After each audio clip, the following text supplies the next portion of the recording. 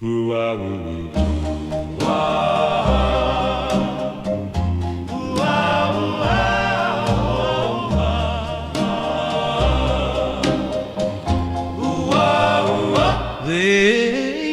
was 1975, and the estate was a sprawl of terraced houses, each with a tiny front garden and a coal bunker out back. It was the kind of British street where the milkman's horse clip-clopped at dawn, and the knocker-up still tapped on windows to wake the men for the morning shift at the factory.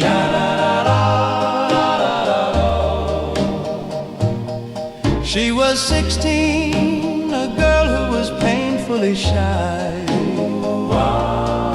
the sort who'd cross the road just to avoid having to say hi. She spent her Saturday afternoons helping her mom around the house. Shy girl. He was 15, he was the boy the locals gossip about, because they said he was bad and because he looked like a rebel. He'd saved every penny from his pop delivery round to buy a heavy black leather jacket and a pair of sturdy leather boots with thick soles. He spent his evenings tinkering with a motorbike in the back alley, grease under his fingernails and a defiant glint in his eye. They met in a street by a lamppost shining for a moment. There the world stopped, the girl who never spoke and the boy who looked like trouble shared a look that said everything. For 2 years they were the sweethearts of the terrace, meeting by the lamppost at the end of the street, sharing a bag of chips and dreaming of a life where they weren't just kids from the estate anymore. Then there was a 2-year silence. But the 70s were a time of getting on with things. His father got a job as a foreman in a town 50 miles away. And just like that, the boy in the leather jacket was gone in an era when a phone call cost a week's wages, and letters were easily misplaced by protective parents. The silence between them grew heavy. For 2 long years, the street felt dark and gray.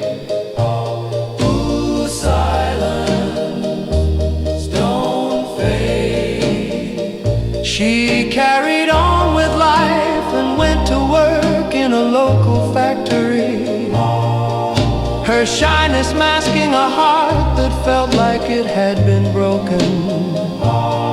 She watched the letterbox every morning, secretly hoping a letter with his handwriting would slide through. He, meanwhile, was grafting in a garage, his leather boots scuffed from 10-hour shifts, but he never stopped looking at the compass, knowing exactly which direction led back to her. Sha-na-na, find your way home. The estate was preparing for a street party. The bunting was up and the smell of tea and Victoria sponge was in the air. She was standing by her gate, tucking a stray lock of hair behind her ear. She looked up, and her heart nearly leaped out of her chest. There he was, 17 now taller, his jawline set firm. He was wearing that same leather jacket, though it was weathered by the road, and his boots were coated in the dust of a 50-mile trek. He stopped at her gate. He didn't ask if she remembered him. He just leaned against the post and said, "I told you I'd be back for a cuppa, didn't I?" She didn't say a word, she couldn't. She just unlatched the gate and threw her arms around him, the scent of his jacket bringing back every memory of that street where they first met. He came back not long after. They got married in a registry office with just 2 witnesses. They moved into a tiny 2 up, 2 down, just a few streets away from where they met. He worked as a ground worker, and she eventually found her voice becoming the backbone of the local community. They raised 4 children on that same estate. Their kids grew up knowing that the old man always wore leather boots and a leather jacket, even on Sundays, and that their mom still got a bit bashful whenever he caught her eye across the dinner table. They saw the arrival of the first pay and watched telly on the sofa in their front room, the transition from coal to gas, and the world turning from black and white to technicolor.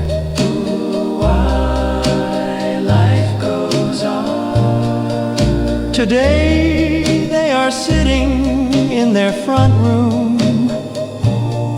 She is 67, her hands still soft as she pours the tea. He is 66 and still sitting in his favorite armchair. His old leather boots and jacket are long since retired to a box in the attic, replaced by warm woolly socks and slippers. The house is a madhouse now and again. Their grandchildren and great-grandchildren playing with plastic toys and shouting when they visit. Ooh, generations. The woman looks at her husband, and for a second, the shyness of that 16-year-old girl returns. He was the bravest boy on the estate. She says in a soft voice, this man walked 50 miles in those boots just to see if I was still waiting at the gate. The old man smiles, his eyes misting over as he looks at his wife. And he whispers,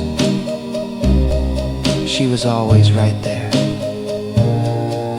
They both look at each other and smile together.